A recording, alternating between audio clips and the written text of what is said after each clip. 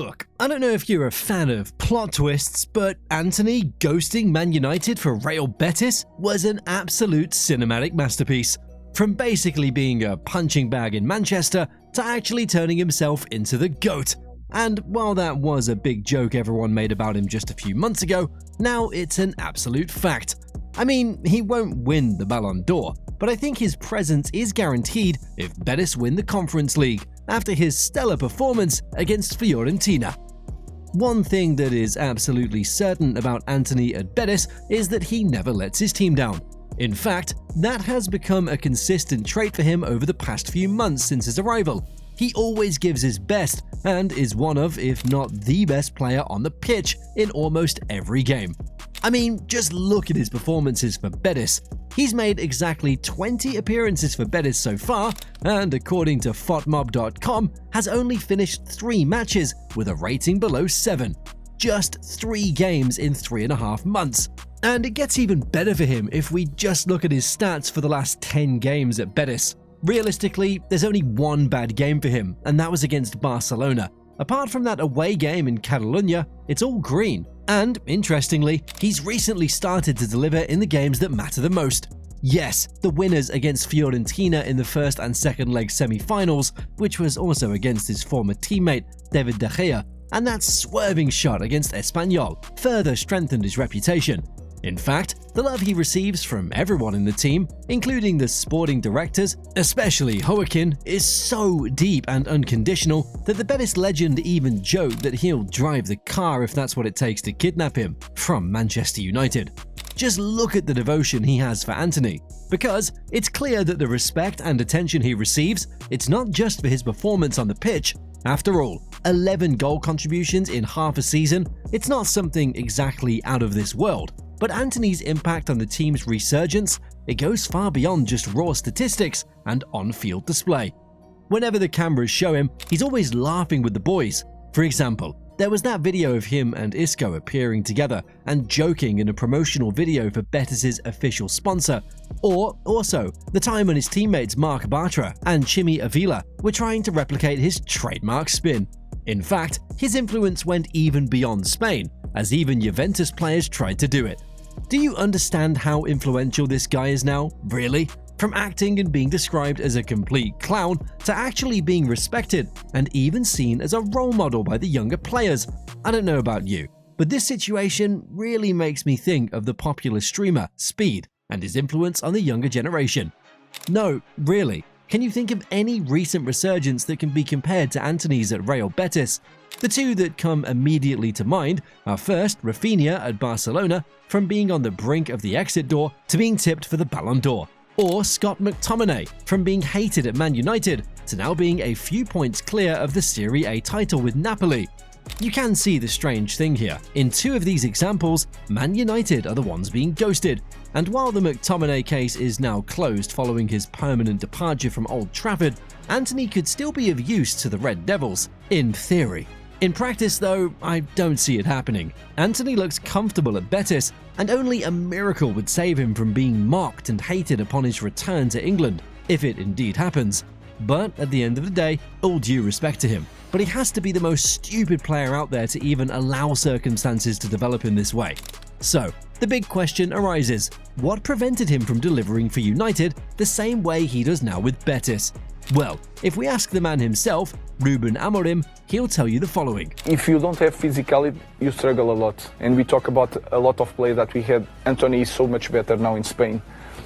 It's a lot of factors, but I guarantee you it's the physicality. Okay, so let's say Amorim's comment makes sense. Can you really believe that the level of physicality in La Liga is so much worse than in England that it could be the main factor in his misery at Manchester United?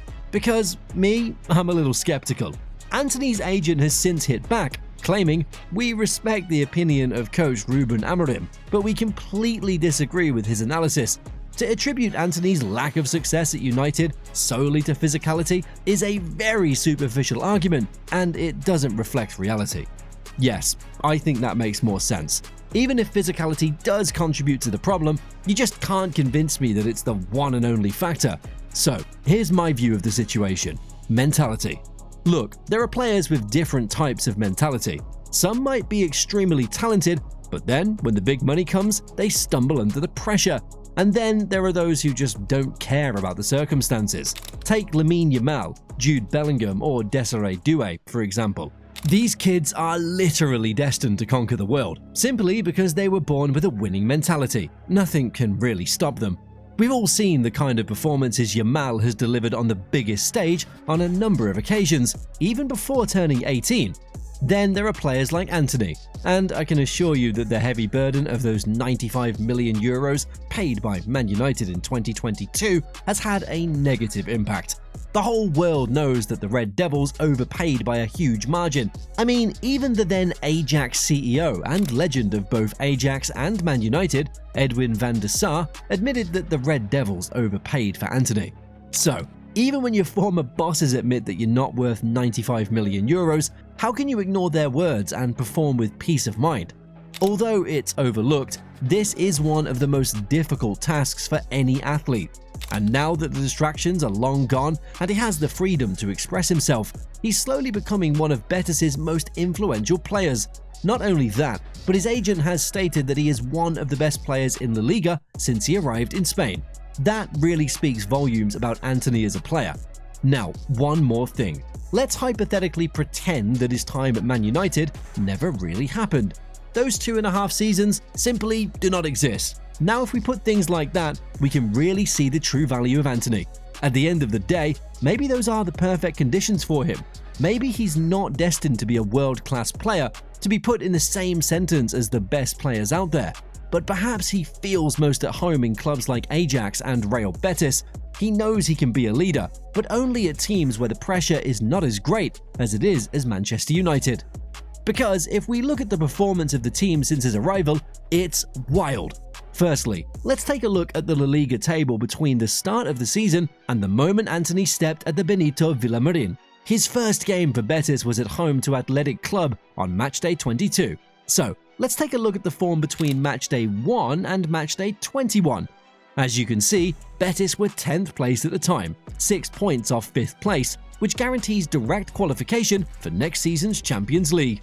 Now, if we take the period between matchday 22, Antony's first in La Liga, and matchday 34, which is the last one played before this was recorded, we can see that Betis are not just in the top 5, not just in the top 3, they're sitting quite comfortably in 2nd position in these 12 weeks since Antony's arrival. You might think this is just stupid, but we can comfortably say that if the season started in February, Betis could have challenged for the La Liga title. Obviously, this is not possible, but it shows us that Antony's influence is clear and obvious. But that's not all. This season, the Spanish side, they have the chance to win their first European trophy if they manage to beat Chelsea in the Conference League final. And even if they don't lift the trophy, a place in the final is still a huge achievement. As Betis, they've never made it this far in Europe. Some might call this a coincidence, but as we've just said, Antony's impact is right there, and we can't ignore it. So, what's the bottom line, guys? Well, in our books, it's obvious that Antony and Betis, they're just made for each other. It just makes sense. And the way Joaquin talks about him, and the way the fans praise him too, you can be sure that Antony has a good chance of staying permanently, even beyond his loan spell. The only question mark here is again Manchester United. Would they be willing to let him go for a fee in the region of 30 to 50 million euros? Share your thoughts on this in the comment section below. Also, don't forget to like and subscribe, or just go straight to our next video, in which we discuss how exactly Arda Güler solved Real Madrid's midfield issues. Catch you there.